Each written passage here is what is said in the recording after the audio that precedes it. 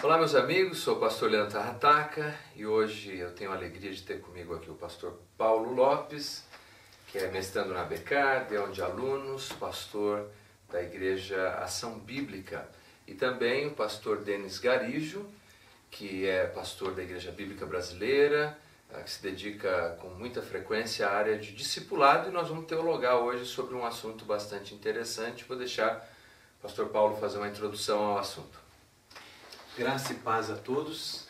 Eu recebi, através do Twitter, principalmente Facebook, muitas perguntas diante de uma declaração que circulou nos meios de comunicação sobre a maldição de Cã.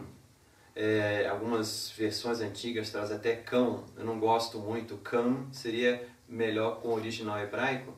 E falando, o tema dizia que os negros são descendentes de Cã. Por isso eles são mais atrasados, e foi um argumento até usado na Idade Média para escravizá-los. Então, biblicamente falando, estamos aqui para expor alguns versículos bíblicos e mostrar o que a Bíblia diz sobre o assunto e não especulações. Então, o pastor Denis já chegou a se deparar com esse tipo de pergunta aí no momento de discipulado na igreja, pastor? Não diretamente dentro da questão de Cã, mas a respeito de maldição a gente acaba cruzando constantemente, né? Nós sabemos que tem uma linha da igreja hoje que trabalha muito com essa questão de quebra de maldição. É engraçado que ontem mesmo nós estávamos conversando sobre isso no culto da noite e nós tivemos uma mulher que nos procurou dizendo justamente isso. Falou, olha, por muito tempo, por anos da minha vida, eu vivi embaixo dessa ideia de que eu estava amaldiçoada com determinado pecado e tinha que viver dentro dessa prisão, né, dessa maldição. Interessante pelo seguinte, porque isso estenderia inclusive a questão dos negros, porque se você for pegar nessa questão da maldição, você tem aí, enfim, N pessoas que acabam vivendo isso, porque as pessoas abrangem muito mais do que na questão simplesmente da cor da pele ou algo assim, né? Então, tem acontecido algumas coisas nesse sentido. O que é interessante, porque basicamente essa teologia é uma teologia de determinismo kármico.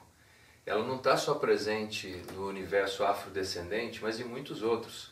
Por exemplo, na Índia você tem a questão das castas, em que justifica-se a pobreza e a exploração social em nome de um cumprimento da vontade dos deuses. Essa é a vontade dos deuses.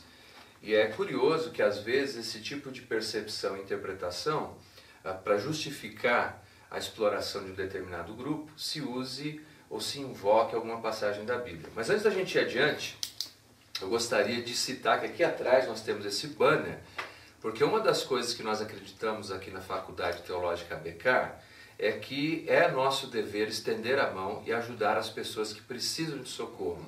E nós temos um projeto social aqui, atendemos cerca de 90 crianças todos os dias, e o nome desse projeto é Projeto Fazendo Diferença.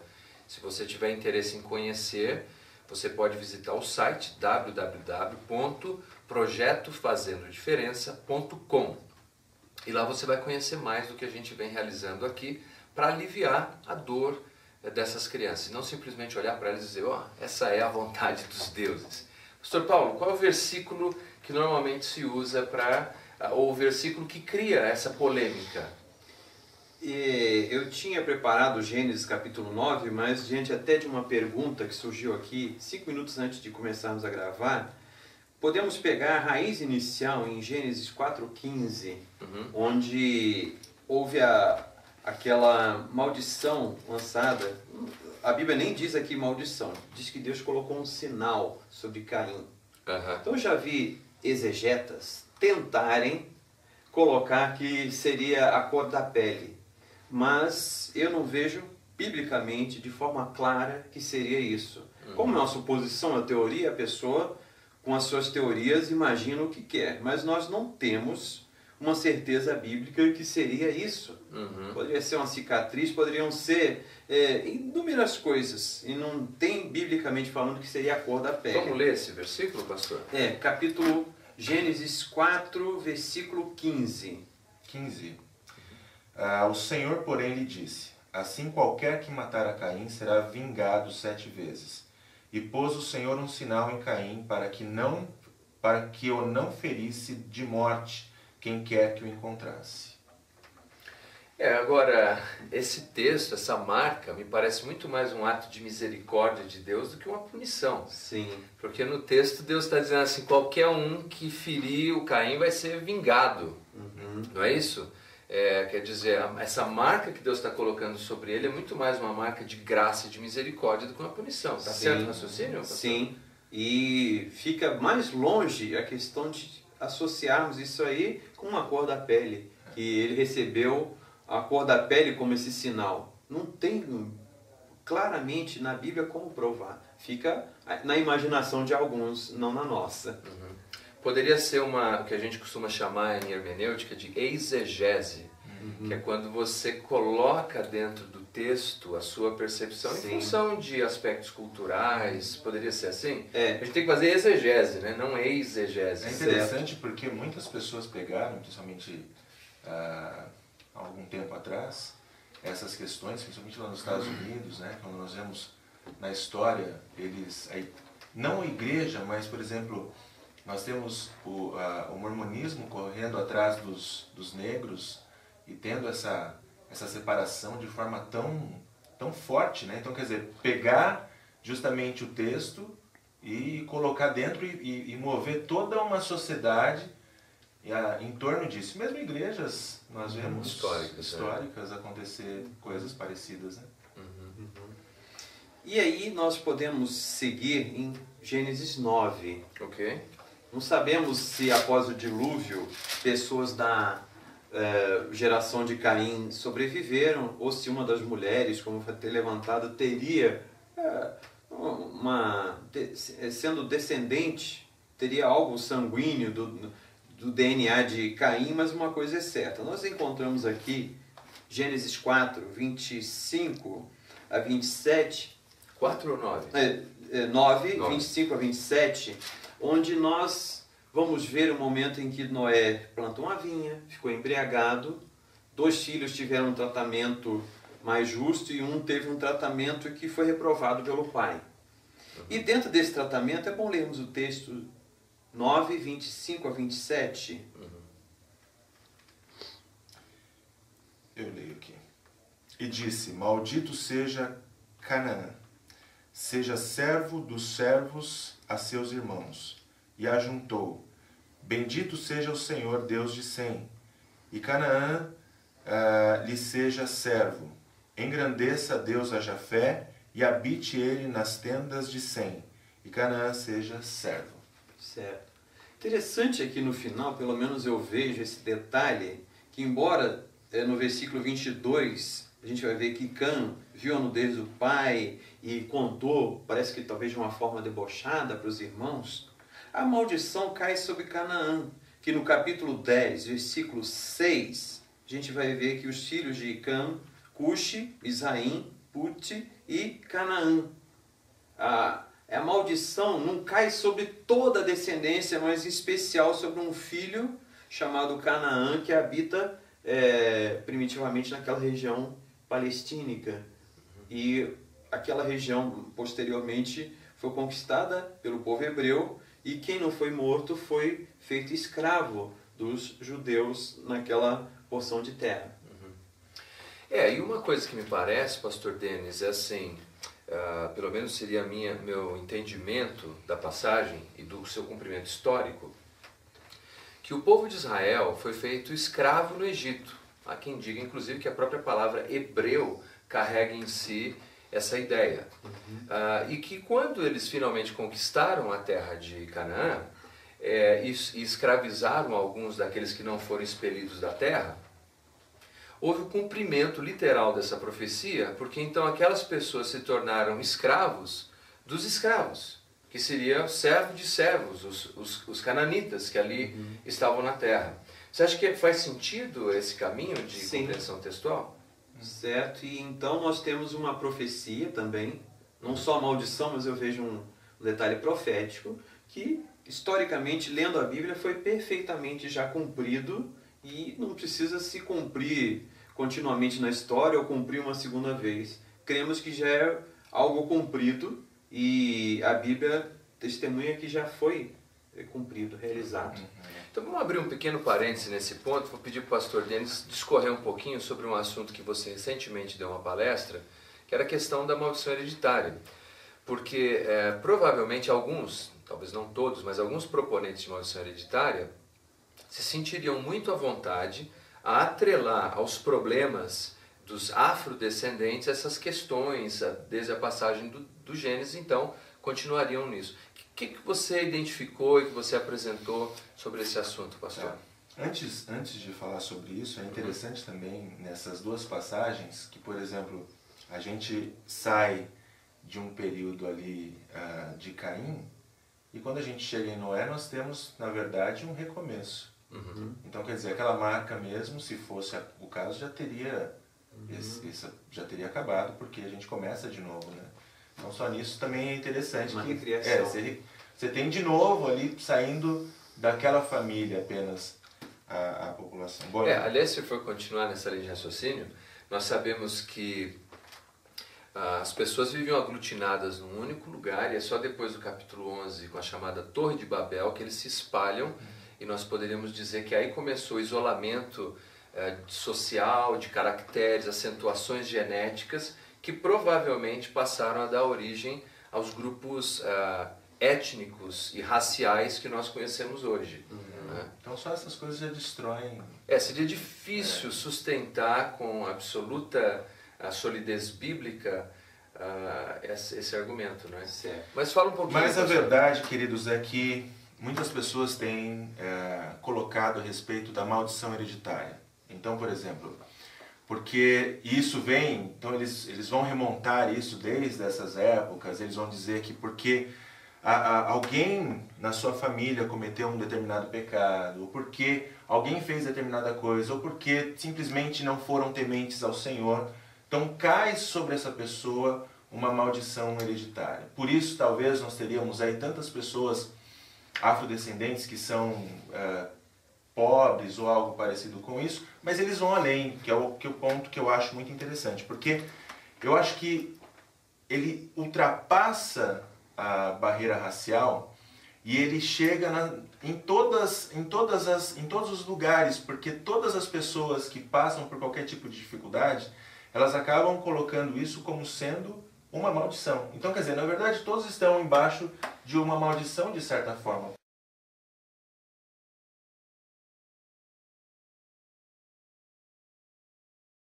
Toda essa discussão, mesmo quando nós vamos lá atrás, e no que estão falando por aí, sejam pastores até que da mídia, porque isso estão trazendo para a mídia essa questão de maldição, eu acho que o ponto que nós deveríamos nos focar é aonde termina a maldição da humanidade. Eu acho que esse é um ponto resposta, interessante. Qual é a resposta para a maldição? Eu estava conversando com uma outra mulher e o casamento da filha dela vai mal. O casamento da filha dela tá com problemas sérios e ela me disse o seguinte, falou, mas pastor, não tem o que fazer. Eu falei, não, mas nós temos que aconselhar, nós temos que fazer alguma coisa. Não tem o que fazer, porque minha mãe se divorciou. Eu me divorciei. E a minha filha está debaixo da mesma maldição e ela vai se divorciar. E nem era uma questão de pele. Era uma questão simplesmente de não saber resolver os problemas, porque algumas vezes nós não temos como solucionar, ou achamos que não temos como solucionar, e aí de quem que é a culpa? A culpa é da maldição, então, é mais fácil a culpa ser da maldição. E qual é a resposta, pastor Paulo? A Bíblia que vai dar nossa base, nossa crença. Eu gosto muito do livro de Gálatas, capítulo 3, versículos 10 a 13, onde fala que havia uma maldição e tanto os que estavam sem lei como os que viviam debaixo da lei estavam debaixo da maldição. E Jesus, versículo 13, nos resgatou da maldição, a lei, quando ele se fez maldição por nós.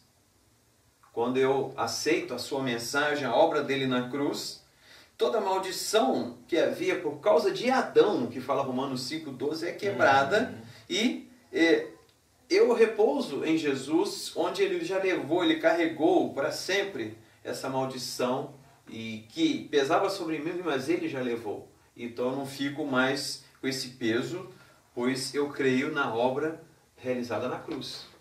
É uma coisa linda entender a graça de Deus. Por exemplo, durante muitos anos as pessoas achavam, e muitas igrejas insistiam, que a mulher, por ocasião do parto, não deveria ser anestesiada. Porque o livro de Gênesis diz que uma das consequências do pecado de Eva era dar à luz com dores de parto. Então eles diziam, não pode dar anestesia, tem que deixar sofrer aquela dor. Mas o fato de Deus ter abençoado a humanidade com um caminho para que aquela dor fosse aliviada, é uma graça de Deus. E a graça de Deus, ela se estende para restaurar o homem da sua condição pecaminosa. A graça de Deus se estende no sentido de melhorarmos, inclusive, a vida socioeconômica das pessoas. Aliás, se nós tirássemos o cristianismo da história, certamente as pessoas estariam mergulhadas em trevas profundas e em misérias terríveis. Mas o cristianismo entende isso, de que Deus vem ao nosso encontro e nos abençoa. E a genealogia de Jesus, quantas pessoas ali a gente podia dizer, você tem Raabe, que é cananita, você tem Ruth, que é moabita, e em Cristo todas essas pessoas fizeram parte do processo da graça de Deus. Sim. Eu acho que esse é um sentimento que alivia as pessoas, não é? É a graça. Muitos que defendem a maldição hereditária e até dizem que a questão da raça negra seria maldição, gostam de usar Êxodo 20, versículos 5 e 6, onde o texto vai dizer que Deus visita a iniquidade dos pais nos filhos até terceira e quarta geração. Então as pregações que eu assisti pela TV, invocando isso, e vão falar que a maldição então vai seguindo de geração em geração. Só que o próprio texto, continuando, fala que Deus faz misericórdia. Interessante, então, esse entendimento de hermenêutica, do contexto, e o entendimento do que significa a palavra misericórdia, quando Deus retira a punição que o pecador merece. Por 1000 gerações, 3 ou 4, a maldição, e a misericórdia por 1000 gerações. Tem uma outra versão que fala milhares, que vai além do 1000. A minha diz assim, milhares, né, dos que... Então, atualizada, alguns textos falam 1000 e tem outra que fala milhares. Além do 1000, a misericórdia vai muito além de qualquer maldição. E eu gosto também de Ezequiel 18, 4 e 18, 20, onde o filho não nega a iniquidade do pai, e nem o pai do filho. Houve um momento lá, por causa de Israel, no deserto, da idolatria, do bezerro de ouro, que a geração sofreu a consequência. Mas um pouco depois da revelação de Deus sendo progressiva, a gente vai ver que o filho não leva a iniquidade do pai. Já é uma outra época diferente do deserto, do bezerro de ouro, da negação da lei, e agora estamos numa nova situação onde cada um dá conta de si mesmo a Deus. A mensagem já no Novo Testamento. E sendo assim, ainda que tivesse, tem, mas a misericórdia vai muito além. E o que seria? Eu acho que a grande pergunta é, a pergunta daquela mulher. Mas a minha mãe se divorciou, eu me divorciei e o casamento da minha filha vai mal. E aí, o que nós podemos colocar? Eu dei uma resposta para ela lá, vamos ver qual que vocês têm a dizer. Agora você vai matar a gente com eu já estive numa situação semelhante e citei até exemplos de família onde o pecado e a situação é uma escolha. Em Hebreus 3 fala, se ouvides a sua voz, não endureçais os vossos corações. O Espírito de Deus fala a todos. Alguns endurecem, outros escutam. E assim, é uma escolha. Eu tenho parentes onde, na minha família, o pai fuma e o filho escolheu não fumar. Não, meu pai fuma, meu pai bebe, eu vou escolher. O filho, nem sendo cristão, ele escolheu não fumar e não beber. Eu tenho um exemplo da minha família, onde meu avô não gostava de trabalhar e meu pai escolheu ser trabalhador. Assim, gostava de viver de ajudas do governo e meu pai escolheu uma profissão e entrou naquela profissão. Sendo assim, é uma escolha. Por mais que tenha aquele histórico na ascendência que as pessoas fizeram isso, cada um chega àquele momento de consciência onde ele escolhe, eu vou entrar nos vícios, eu vou entrar nas coisas erradas ou eu escolho o caminho certo. Então é uma escolha de cada um. E as pessoas vão pela conveniência, mas eu posso fugir da conveniência e fazer uma escolha diferenciada. Isso, a palavra de Deus nos dá esse aspecto muito... Deus falou para Caim, se você proceder correto, não é certo que você será aceito? Caim teve, por mais que tivesse o sinal que dizem que seria maldição hereditária, Deus deu uma oportunidade. Se você proceder bem, fizer o sacrifício correto, é certo que você será aceito. Então Deus dá a escolha para cada um. Então se a pessoa segue naquilo, ela fez uma escolha errada. Uma coisa interessante é que nós temos, por exemplo, no Velho Testamento, a bênção que vai, por exemplo, nós temos Deus dizendo que não deixaria que a lâmpada de Davi se apagasse. Então, quando há a divisão Pacto davídico. Isso, você tem a divisão e você, na verdade, todas as tribos talvez deveriam ter abandonado Roboão no final da vida ali de Salomão, quando Roboão assume. Mas, pela promessa de Deus, você tem ali Judá, a tribo de Judá, que continua com a descendência de Davi. Mas você tem, por exemplo, um problema que talvez alguns psicólogos trabalhem ali no campo da teoria da aprendizagem ou do comportamento aprendido, que vai dizer o quê? Que a pessoa vai se moldando tendo o exemplo, naquilo que ela vai tendo de exemplo no meio que ela vai crescendo e vai se formando. Davi teve problema com uma mulher. Salomão teve problema com quantas? Estamos falando de sogra ou de esposa? Se vou pegar sogras, então... Contando o número de esposas, o número foi maior, nós cremos que foi maior. E aquelas mulheres, no final da vida, já lhe perverteram o coração. Influenciando até na sua adoração ao Deus único e verdadeiro. E foi contagiado pela idolatria que aquelas mulheres trouxeram. E mudou todinha a história da nação. Uhum. Por causa, a partir desse ponto, nós temos, por exemplo, a divisão dos reinos, do norte e do sul. Deus continua abençoando, que é um ponto que nós poderíamos até abordar ou nessa, ou numa próxima conversa, porque nós estamos falando da maldição, mas e da bênção? Tem a bênção hereditária. E a bênção hereditária, exatamente. Deus abençoa as gerações, Deus vai abençoar... Eu gosto mais desse negócio de bênção hereditária. Mas sabe uma coisa que eu acho interessante? Que a gente não pode negar a pecaminosidade humana e o fato de que o ser humano, sim, tem uma inclinação para fazer o que é mal. Então, portanto, nós temos mais facilidade de nos inclinarmos para aquilo que é ruim. E se a gente tiver uma modelagem daquilo que é ruim, provavelmente a nossa tendência é inclinar nessa direção. Agora, nós sabemos de dados antropológicos que o ser humano é sim capaz de escolhas extraordinárias. Aliado isso, inclusive, ao ensino das Escrituras, nós podemos ver pessoas que nasceram em ambientes miseráveis se tornarem homens e mulheres valorosas na causa de Cristo. Agora, me parece que o nosso tempo já está estourado para esse nosso teologando, esse nosso bate-papo. Pastor Paulo, as pessoas que quiserem entrar em contato, fazer sugestões, perguntas, como é que podem entrar no nosso fanpage, lembra? Nós temos então a BK no Facebook, que é um fanpage, e www.facebook.com/Faculdade Teológica BK, e a pessoa pode fazer essas perguntas, pode deixar sua opinião, e o tempo lá não tem limites, nós podemos entrar a fundo em algumas questões bíblicas, com textos bíblicos sobre esse assunto ou outro, onde a pessoa tem alguma dúvida.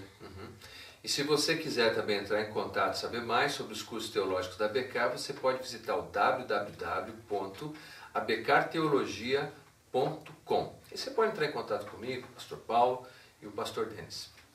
Obrigado, pastor. Obrigado, pastor. E Deus abençoe você até o próximo Teologando.